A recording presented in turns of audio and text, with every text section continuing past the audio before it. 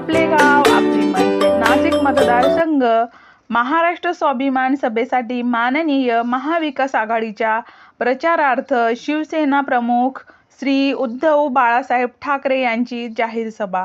नेता कसा असावा याचं उदाहरण म्हणजे लोकप्रिय नेता माननीय श्री उद्धव बाळासाहेब ठाकरे।